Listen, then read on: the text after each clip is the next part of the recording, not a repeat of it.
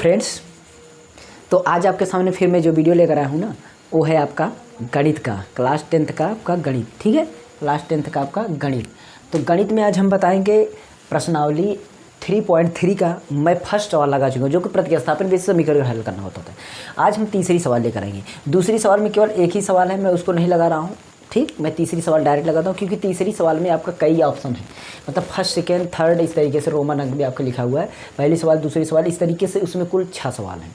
तो इन सवालों में से मैं 3 सवाल आज लेकर आऊँ, 3 सवाल पिछली वीडियो में लेकर आऊँगा। ठीक है, और क्योंकि ये लैंग्वेज वाली सवालें होती हैं तो आपको समझ में भी नहीं आता, आप बना नहीं पाते हैं। ध्यान से देखिएगा, 100% आज बना के मानेंगे ये। अगर आप, इससे पहले मैं बता रहा हूँ कि आप प्रतिस्थापन विधि से या विलोपन विधि से आप समीकरण को हल करना सीख लीजिएगा। वो वीडियो प्रतिस्थापन विधि विलोपन विधि से हल करना, मेरे समीकरण हल करना इजी तरीके से, मेरे वीडियो मतलब मेरी प्लेलिस्ट में पड़ी हुई है, आप उसको देख सकते हैं। यहाँ पर है रैखिक युग्म, मतलब 2 चर वाले रैखिक युग्म समीकरण को हल करना सिखाएंगे। ठीक है, और तो यहाँ पर हम बताने वाले हैं, आपका फर्स्ट सवाल आपके सामने यहाँ पर स्क्रीन पर लग जाएगी और हम यहाँ से पढ़ के सुनाते हैं आपको। देखिए, 2 संख्याओं का अंतर 26 है। 2 संख्याओं का अंतर 26 है और एक संख्या दूसरी संख्या की 3 गुनी है। एक संख्या दूसरी संख्या की 3 गुनी है। ठीक है, आप यार एक बार गौर करिए कि 2 संख्याएं हैं। ठीक है, 2 संख्याएं हैं। क्या संख्या है? 2 संख्याएं। अब दोनों संख्याओं को क्या करना है कि माना दोनों संख्याएं, माना दोनों वो संख्याएं या दोनों संख्याएं, जैसे भी आप लिख सकें, माना दोनों संख्याएं या 2 संख्याएं क्रमशः, मतलब क्रमशः लिखें या ना लिखें, क्रमशः तो है नहीं, इसलिए माना 2 संख्याएं x तथा y हैं, x तथा y हैं। ठीक है, ये आपने माना है। देखिए, मानी हुई चीज़ जो होती है वो रियल में नहीं होती है, लेकिन एक बात ध्यान रखना, जो चीज़ मानते हैं वही आंसर आएगा। यानी आपको मैं एक बार दिमाग में फीड करा देना चाहता हूँ कि जो चीज़ हम मानेंगे वही हमारा आंसर निकलेगा, क्योंकि माने किस लिए हैं। जैसे आपको किसी ने पूछा कि बोरी में चावल कितना, आपको बोलेंगे मान के चलो 50 किलो होगा, मान के चलो 50 किलो, तो बोलेगा नहीं 50 किलो नहीं है, तो तौलेंगे और तौलेंगे तो क्या निकलेगा, वही आपकी x का मान निकलेगा, जिसको माने थे। मानेंगे तो 35 किलो तौलने पर निकलेगा, तो 35 किलो क्या हो जाएगा, जो आपने माना था 50 पर निकल गया 35, तो मानने वाला ही उत्तर, मतलब x y लास्ट में आंसर भी आपका आएगा, क्योंकि संख्याएँ निकालना है और संख्याओं को मैंने मान लिया है, x और y। अब आप ये बताइए, x y कोई संख्या तो है नहीं, वो एक चर है, वेरिएबल है। तो हम क्या करेंगे, इसको हम इसी को निकालेंगे। और कंडीशन सवाल में देखिए क्या दिखाई गई है, बोला गया है कि 2 संख्याओं का अंतर 26 है। अच्छा ठीक है, संख्याओं का जो अंतर है वो 26 है, मतलब प्रश्नानुसार बात हो रही है। प्रश्नानुसार आपको पेपर में ऐसे लिखना है, प्रश्नानुसार का मतलब क्या होता है कि जो प्रश्न में बात बोली गई है कि प्रश्न क्या कह रहा है, प्रश्न यही कह रहा है कि दोनों संख्याओं का अंतर, मतलब पहली संख्या और दूसरी संख्या, अंतर का मतलब घटाना, योगफल का मतलब जोड़। याद रखिएगा, अंतर का मतलब घटाना, योगफल का मतलब जोड़। तो अंतर बोला जा रहा है 26, मतलब दोनों का घटाना 26 हुई। क्वेश्चन में यही बोला गया है कि दोनों संख्याओं का अंतर, यानी दोनों संख्याओं का घटाना, दोनों संख्याओं का डिफरेंस। अंतर घटाना क्यों लगाते हैं, इसका अंतर मतलब कितना फ़र्क है। जैसे हमने बोला 26, आपका मुझे बोला गया कि आप 26 साल के हैं, मैं 23 साल का हूँ, तो बोला गया कितना अंतर है, तो आप घटाएंगे तभी तो पता चलेगा। अंतर मतलब यही होता है घटाना, तो अंतर मतलब घटाना में। ये क्वेश्चन में आपको बोला गया है कि दोनों संख्याओं का अंतर 26, दोनों संख्याओं का अंतर मतलब 26 लिख दिया। ठीक है, तो दोनों संख्याओं का अंतर 26 हो गया। प्रश्न में और भी बात बोली गई है कि एक संख्या दूसरी संख्या की 3 गुनी है, ये भी बोला है। पहली कंडीशन तो आपकी ये हो गई, दूसरी कंडीशन बोला गया है कि पहली संख्या दूसरी संख्या की 3 गुनी है। तो पहली संख्या आपने x को माना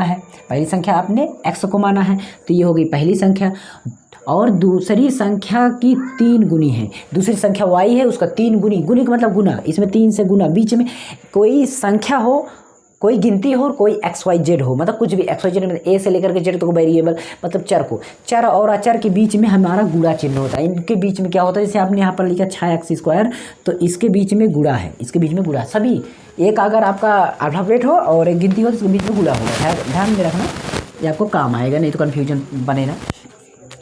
तो ये बोला गया है आपका दूसरी बात में। पहली बात और दूसरी बात मैंने प्रश्नानुसार जो बोला था वो उसको मैंने लिख दिया। अब इसमें क्या कह रहा है, ये यही बोल रहा है कि x बराबर 3y, बता रहा है कि x को 3y मानो। x ये कह रहा है कि x मैं जो हूँ, x बराबर हूँ किसके, 3y की। बात यही तो बोल रहा है ना। अभी आपने ऐसे लिखता कि मूल्य ₹2। मूल्य क्या कह रहा है, मूल्य कह रहा है कि ₹2 हूँ, मूल्य बराबर 2, मतलब मूल्य जो है ₹2 के बराबर है। बराबर ये सिंबल क्या कहता है, बराबर सिंबल यही कहता है इधर इधर का वैल्यू इक्वल है, बराबर है, मतलब x जो है 3y के बराबर और 3y x के बराबर है, ये चीज़ बता रहा है इसमें। तो x बोल रहा है कि मैं 3y के बराबर हूँ और 3y बोल रहा है मैं x के बराबर हूँ, तो आप इसको तो काम में ला सकते हैं, इसको तो काम में ला सकते हैं। तो समीकरण 2 बना है, तो लिख देंगे कि समीकरण 2 का मान, समीकरण 2 का मान, समीकरण 2 का मान समीकरण 1 में प्रतिस्थापित करने पर,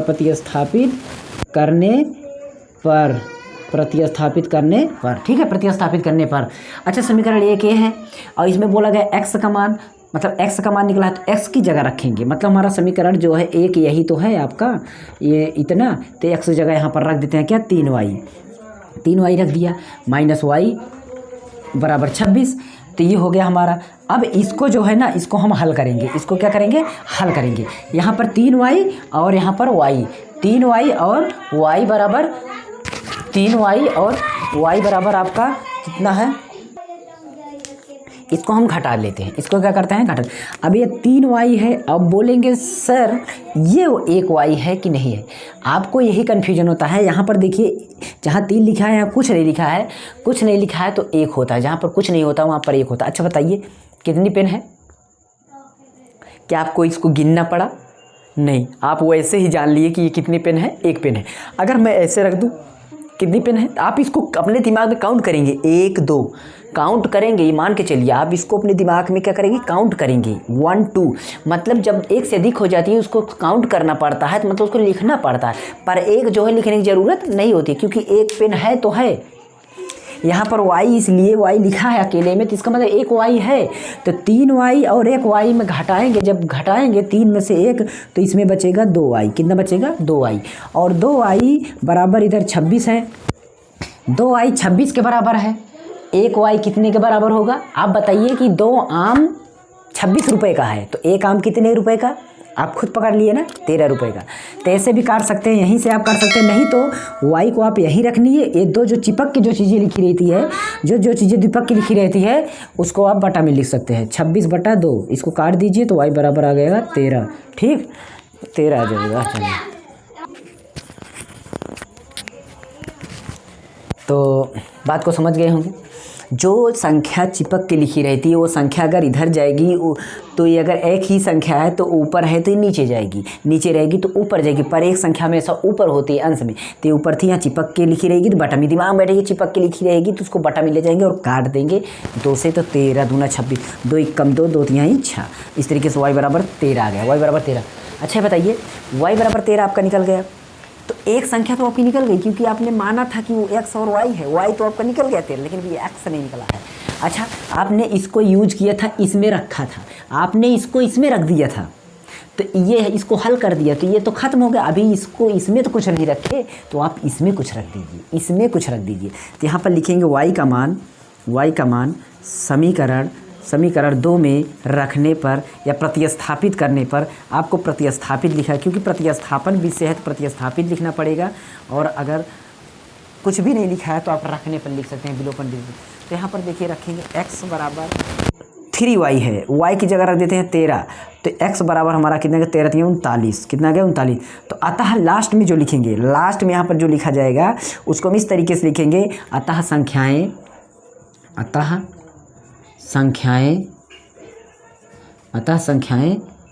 39 और, क्योंकि पहले x लिखेंगे, पहले आपने x माना था इसलिए मैंने 39 लिखा, 39 और 13 हैं, ठीक।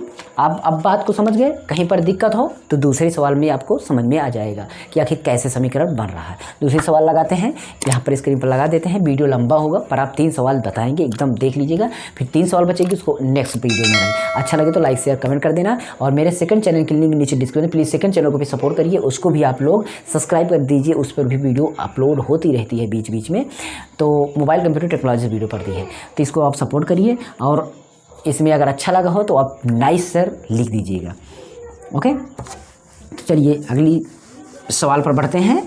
और सभी बच्चों से मैं कामना करता हूँ मैं उस गॉड से कि अच्छी तरीके से आप सबको सही सवाल समझ में आए, चाहे मेरे द्वारा पढ़ाया जाए किसी के द्वारा भी आप पढ़ें, पर आपको सवाल अच्छी तरीके से समझ आए। मैं ही कोशिश रहती है कि सभी से बच्चे अच्छे से पेपर आगे होगा, अच्छी तरीके से सवाल समझ में आ जाए। तो यहाँ पर देखते हैं दूसरी सवाल जो है लगी है स्क्रीन पर, देखते रहिएगा। दो संपूरक कोणों में से बड़ा कोण छोटे कोण से 18 अधिक है, दोनों कोण ज्ञात कीजिए। ठीक है, अब एक बात होती है संपूरक कोण। देखिए संपूरक कोण बात होती है तो आपका मतलब समझ में नहीं आता कि आखिर संपूरक क्या बोला गया। तो संपूरक कोण, कोटपूरक, संपूरक, अधिक कोण, मतलब कोणों पर चर्चा में बेसिक, देखिए मैथ्स बेसिक टू एडवांस एक प्लेलिस्ट है, अगर चेक कर लेंगे तो पूरी बारीक से बारीक चीज़ें आपको समझ में आ जाएंगी। ये गणित जो है ना आपको हलवा लगेगा। वो प्लेलिस्ट की सारी वीडियो आप साफ कर दीजिए देख देख करके, पक्का समझ में आ जाएगा। कोण सोण तो आपको समझ में। फिर भी संपूरक की चर्चा करते हैं। संपूरक होता है जिसे देखिए ये जो लाइन अगर बन जाती है, ये लाइन दो कोण को मिला करके ये कोण, ये पूरा कहलाता है 180 अंश। कितना कहलाता है? 80 अंश, 180। अगर यहाँ पर बिंदु मानते हैं तो यहाँ से लेकर के यहाँ तक 180 अंश। अगर एक कोण यहाँ पर आपका 50 है तो जितना बचा है ये अगला कोण अगर संपूरक बनाना हो तो जितना जोड़ देंगे कि 180 बन जाए, तो ये दो कोण को मिला करके अगर 180 तैयार हो तो वही हमारा संपूरक कोण होगा। कोटिपूरक कोण आपका 90 होगा। इस तरीके से आपको समझना है। ठीक है, तो यहाँ पर हम संपूरक कोण का मतलब समझ लिए कि दो कोणों को जोड़ेंगे तो 180 होगा। कितना होगा? 180 होगा। अच्छा ठीक है, अब हम यहाँ पर क्या लिखेंगे? माना संपूरक कोणों का, मानक संपूरक कोण x तथा y हैं। मान लिया आपने कि संपूरक कोण x तथा y है। अच्छा ठीक है, संपूरक कोण x y है। आपको पता है कि संपूरक कोण अगर ऐसे बना है तो यहाँ पर आपका एक x है तो दूसरा y होगा। ठीक है, ऐसा पता है। टोटल 180 होना चाहिए। इन दोनों को जोड़ने के बाद हमारा कितना होना चाहिए? 180 होना चाहिए। ओके, बात समझ में आई। अगर आपका यहाँ पर ये आपका 70 है तो आपको पता है कि 110 होगा। ओके, बात को समझ में। यहाँ पर x और y आपने मान लिया है, x y आपने मान लिया है, तो इसको हमें कैसे करना है? ठीक है, लिखेंगे प्रश्नानुसार। बात बोली गई है कि जो बोली गई, पहले तो हमें पता है कि प्रश्न के शर्त के अनुसार या नियम के अनुसार, सारी कंडीशन के अनुसार जो प्रश्नानुसार होता है, प्रश्नानुसार हमारा जो होता है x प्लस वाई बराबर x अंश और y अंश, यहाँ पर अंश लिखा देगी क्योंकि अंश का मान है। x अंश और y अंश बराबर 180 अंश, x अंश और y अंश बराबर 180 अंश। ये बात तो आपको पता है कि ये हमारा रूल कहता है। एक कौन सा कहता है? रूल कहता है। पर यहाँ पर जो कंडीशन बोली गई प्रश्न बोला गया कि छोटा कोण बड़े कोण से 18 अधिक है। छोटा कोण बड़े कोण से 18 अधिक है। अच्छा, छोटा कोण बड़े कोण से 18 अधिक है। अब हम कैसे जानेंगे कि छोटा कोण बड़ा कोण से 18 अधिक है? एक बात मैं बताता हूँ, आप और मैं दो लोग हो गए ना, मैं छोटा कोण हूँ, अब बड़ा कोण है, इस तरीके से समझ लें। तो आप समझिए, जैसे मैं बोला जाए कि मैं आपसे 10 साल बड़ा हूँ, मैं आपसे 10 साल बड़ा हूँ, तो ये भी तो आप कह सकते हैं कि आप मुझसे 10 साल छोटे हैं। ओके, बात को समझिए कि मैं आपसे 10 साल बड़ा हूँ, तो बात ये भी है कि आप 10 साल मुझसे छोटे हैं। मतलब बात ये हुई कि दोनों का डिफरेंस, मतलब दोनों का अंतर 10 साल का है। हमारे और आपके बीच का अंतर कितने का है? 10 साल। और पिछले प्रश्न में मैंने बताया था कि अंतर का मतलब घटाना। मतलब सीधी बात यहाँ पर यही हो रही है कि x अंश और y अंश का डिफरेंस जो है 18 अंश है। कितना है? 18 अंश है। ये बात बोली जा रही है। मतलब x और y का डिफरेंस कितना है? 18 है। x और y का डिफरेंस कितना है? 18 है। अच्छा ठीक है, ये बात आपको शायद समझ में आ गई। तो एक बात बताइए, मैं y अगर निकालना चाहूँ या x निकालना चाहूँ तो आप x अंश यहाँ पर छोड़ दीजिए, तो y आपका 18 अंश के बगल, ये माइनस में है, इधर जाएगा तो प्लस में हो जाएगा। ये प्लस में हो जाएगा। किस में हो जाएगा? प्लस में हो जाएगा। और इसको हम समीकरण, देखिए ये समीकरण 1 हो गया था, ये समीकरण 2 हो गया और ये समीकरण 3 बना लिया। समीकरण 3 बना। समीकरण 3 कैसे मतलब? यहाँ पर लिख देंगे समीकरण 1 से, ऐसे लिख दें, समीकरण 1 से लिख सकते हैं। प्रतिस्थापन भी आपको पता है कि समीकरण 1 से लिखते हैं, ये पता है। उसी तरीके से यहाँ पर काम कर रहे हैं। समीकरण 1 से लिखे हमने, x की वैल्यू इस तरीके से प्राप्त हुई। अब हम क्या करेंगे? समीकरण 3 का मान, उसमें क्या बोला जाता है आपको पता है, पिछली वीडियो देख लीजिए प्रतिस्थापन भी, तभी समझ में आ जाएगी आपको क्या बोलते हैं। समीकरण 3 का मान समीकरण 2 में प्रतिस्थापित करने पर करने पर, ठीक, ऐसा। ओके, तो यहाँ पर हमारा समीकरण ये है, इसका मान हम समीकरण 2 में प्रतिस्थापित करेंगे। तो x की जगह यहाँ पर हम रखते हैं x की जगह, लेकिन एक बात यहाँ, वो समीकरण 2 में नहीं, समीकरण 1 में रखना पड़ता है, गलत नहीं कर देते। समीकरण 3 का मान समीकरण 1 में रखने पर, समीकरण 1 ही है, अब यहीं पर हमें रखना है। चलिए x का मान है तो x की जगह रखते हैं। x जगह हमारा रखना है 18 अंश प्लस y अंश बराबर 180। देखिए मैंने रख दिया ना, x की जगह आपने x की वैल्यू रख दी, x की जगह आपने x की वैल्यू रख दी, तो 18 अंश तो आपका 18 अंश रहेगा। ये y और y एक y है तो 2y हो जाएगा, अभी मैंने पिछली सवाल में बताया था, क्योंकि एक ये भी है तो 180 अंश। अब 2y यहाँ पर रहने दीजिए, 180 अंश, और ये 18 अंश इधर जाएगा, प्लस में है तो माइनस, प्लस में हो तो माइनस, माइनस में हो तो प्लस, ऊपर हो तो नीचे, नीचे हो तो ऊपर, ऐसा कंडीशन समझ लेना। यहाँ पर 18 अंश माइनस में हो गया, 180 में से 18 जाएगा तो आपको पता है कि कितना होगा, समझिए कितना होगा, 198 होगा।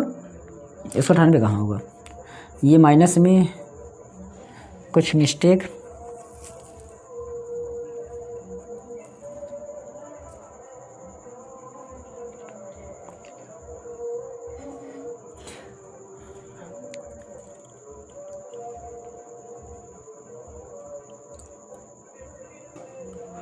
अच्छा देखते हैं अभी क्या होता है।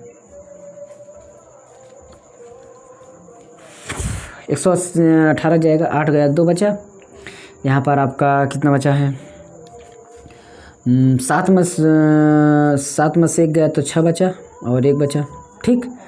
तो y बराबर कितना हो जाएगा, 192/2 काट देंगे तो y बराबर 2 8 16, 2 एकम 2, काटने पर हमारा y बराबर 81 अंश आ गया। कितना आ गया, 81 अंश। एक अंश तो मतलब एक मान तो हमारा आ गया। y का मान अब हम क्या करेंगे, y का मान समीकरण 3 में रखेंगे, क्योंकि मैंने समीकरण प्रतिस्थापन में समझाया है। y का मान समीकरण 3 में रखने पर समीकरण 3 में रखते हैं। समीकरण 3 ये है, तो x अंश बराबर 18 अंश प्लस y की जगह में 81 रखना है, ठीक, y की जगह में 81 रखना है, ठीक है। अच्छा ये बात तो ठीक है, हम y जगह 81 अंश रख देते हैं, तो हम इसको जोड़ लेते हैं तो हमारा कितना हो जाएगा, 8 1 9 और 8 1 9, कितना हो गया, 99 हो गया। कितना हो गया, 99 अंश। तो x बराबर 99। अच्छा अब हमें ये कंडीशन मैंने जो बताया था कि दोनों को जोड़े तो 180 आएगा, तो 99 और 81 जोड़ दीजिए, 180 आ रहा है कि नहीं आ रहा है। तो हम यहाँ पर लिख सकते हैं, अतः कोण, पता है कि आपको क्या कह रहे हैं, अतः कोण 99 और 81 है, ठीक, ऐसे लिख सकते हैं। ये हो गई आपकी सेकंड सवाल, दूसरी सवाल, ठीक है। इसके बाद मैं थर्ड सवाल पर बढ़ता हूँ, जो कि आपका मतलब थोड़ा सा हार्ड होगी पर लग जाएगी सवाल। तो 2 सवाल आपको, वीडियो लंबी हो प्लस आपको देखना है, ठीक है। अच्छा क्या करना है कि यहाँ पर मैं तीसरी सवाल को लगा दिया हूँ, आप एक बार इसको देखिए समझिए, वैसे भी आपकी बुक में भी है, आप चाहे जहाँ से देख लीजिए, कोई दिक्कत नहीं है। मैं यहाँ पर लगाता हूँ, तो तीसरी सवाल जो है पढ़ता हूँ मैं यहाँ से, आप पढ़िए। एक क्रिकेट टीम के कोच ने 7 बल्ले 6 गेंद और खरीदे 338 रुपये में। अच्छा ये बताइए, 7 बल्ले खरीदे हैं, 3 गेंद खरीदे हैं, पर न तो बल्ले के दाम पता है न तो गेंद का दाम पता है। खरीद तो लिए, यहाँ पर दाम ही पूछा जाएगा, तो इसलिए हम मानेंगे कि माना, यही बात मानना है, माना बल्ले की कीमत या मूल्य, कीमत x रुपये तथा गेंद की कीमत, गेंद की रहने दीजिए यहाँ पर x रुपये, गेंद की कीमत y रुपये, ठीक है। x रुपये और y रुपये है, x रुपये y रुपये। तो बोलिए वहाँ पर बोला गया है, बोल रहा है 7 बल्ला खरीदा। पहले प्रश्नानुसार जो बात बोल रहा है, प्रश्नानुसार बात जो बोली जा रही है वो देखते हैं। प्रश्नानुसार बोल रहा है कि 7 बल्ला खरीदा। अच्छा 7 बल्ला खरीदेगा तो 100 रुपये का बल्ला है तो 7 और 100 का गुणा नहीं होगा।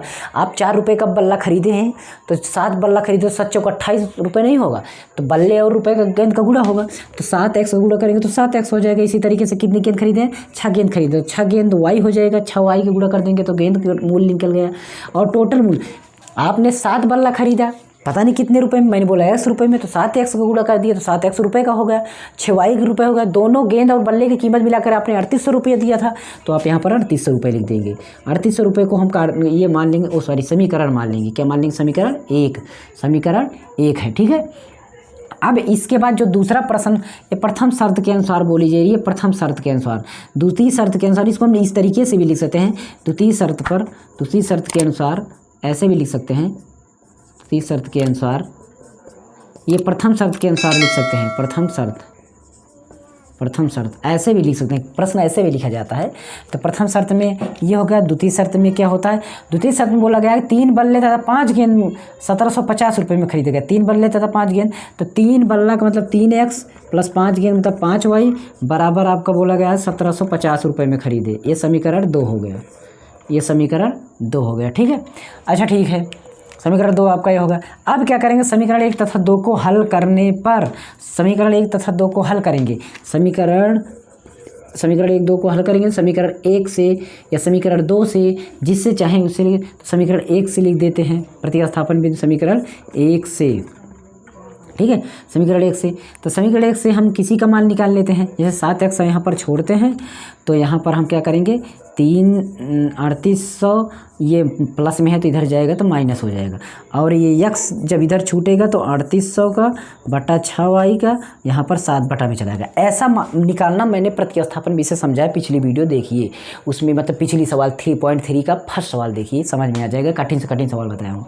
अब यहाँ पर x का मान समीकरण ये 3 बन गया। समीकरण 3 का मान समीकरण 2 में रखने पर, समीकरण 3 का मान समीकरण 2 में प्रतिस्थापित करने पर, ठीक है, प्रतिस्थापित करने पर। अच्छा समीकरण 2 हमारा कहाँ है, यहाँ है, इस पर रखते हैं। तो 3x का मान यहाँ निकला है। अब यहाँ पर 38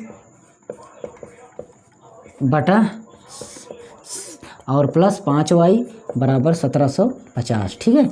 अब यहाँ पर 3 का गुणा इसमें कर लेंगे, ठीक है। तो 3 0 0 3 0 0 3 8 24 की 4 3 3 का 9 9 2 11 और माइनस 3 6 18y और बटा में 7 और यहाँ पर 5y प्लस बराबर 1750, ठीक है। अब यहाँ पर इसको बटा 1 मान लेंगे और इसको भिन्न की तरह एज व्यवहार करेंगे। इसको यहाँ पर कुछ भी नहीं होगा क्योंकि ये 1 है, और यहाँ पर 18y और 7 5 35 ये हो जाएगा, ठीक है। 7 5 35 हो जाएगा, और ये 7 बाद में इधर जाएगा गुणा, मैं डायरेक्ट गुणा कर दे रहा हूँ, 7 गुणा कर दे रहा हूँ इधर ले जाके, क्योंकि ये भी बटन है तो ये भी बटन होगा। और इस तरीके से हम इसको गिनती को संख्या को बटोर लेते हैं। यहाँ पर प्लस माइनस में घटा लीजिए, 5 में से 8 गया, 15 में से 8 गया कहने का मतलब, तो 7 बचेगा। यहाँ बचा 2 में से गए 17y बचा, और ये इस 11,400 उधर ले जाएंगे तो यहाँ पर 7 0 0 7 5 35 7 7 49 49 3 आपका हो जाएगा 52, 7 1 कम 7 7 5 12, और इसमें से घटा देंगे 11,400, ठीक है। तो यहाँ पर कितना बनेगा, 0 में गया 0 और 5 में कुछ नहीं गया 5, यहाँ पर आपका 12 में से 4 गया तो 8, यहाँ बचा आपका 1 में से 1 गया 0 और 1 में से 1 गया 0, मतलब 850 बचा। कितना बचा, 850 और 17y, तो y बराबर कितना आ जाएगा, 17 5 85, मतलब यहाँ पर 8500 बटा 17 और काट देंगे तो i बराबर आ जाएगा कितना, 50। y बराबर कितना आ गया आपका, 50 आ गया, ठीक है। अच्छा y मतलब y क्या था, आपने गेंद की कीमत बोली थी तो गेंद की कीमत निकल गई। अब यहाँ y का मान लिख देंगे, क्या यहाँ पर लगा देते हैं, y का मान समीकरण 3 में रखने पर, 3 में रखा जाए, 3 में प्रतिस्थापित करने पर 3 हमारा कौन सा था, ये था। तो यहाँ पर देखिए x बराबर रखते हैं 3800 माइनस 50 रखते हैं 6 के बगल, क्योंकि y यही है, और बटा में इसको हल करते हैं तो 7 3800 माइनस 5 7 35 ऊँचा 5 30 300 आ गया, और बटा 7, 300 3800 में घटा देंगे तो 3500 आएगा। 3500 बटा 7 करेंगे तो इसको काट देंगे, 7 पचे 35, x बराबर कितना आ गया आपका शब्द में 500 आ गया। कितना आ गया 500। अतः मतलब बल्ले की कीमत 500 और गेंद की कीमत 50, इस तरीके से मैंने लिख दी है। ठीक है, तो आप इसको लगा सकते हैं। थोड़ा गर्मी ज़्यादा है इसलिए थोड़ा दिक्कत होगी। तो वीडियो ज़्यादा लंबा हो गया है, मैं अगली वीडियो में मिलूंगा फिर से। और अच्छा लगा तो लाइक शेयर कर देना, हो सके चैनल को। इंग्लिश की वीडियो अच्छी बड़ी है, आप इंग्लिश सीख सकते हैं, एकदम बेसिक सीख सकते हैं। स्पोकन इंग्लिश या इंग्लिश ग्रामर दोनों की प्लेलिस्ट है, डिस्क्रिप्शन एक बार जरूर चेक करिए, बहुत अच्छी वीडियो मिली। इन स्क्रीन पर वीडियो देख लीजिएगा, जो वीडियो है उसको अच्छी तरीके से आप समझ लीजिएगा। Okay, please support us and comment तो यार जरूर कर दिया करो, आपके लिए मैं मेहनत करता हूँ, तब भी थोड़ा सपोर्ट करिए। Okay, thanks for watching, good luck and पढ़ते रहिए, मस्त रहिए, खुश रहिए।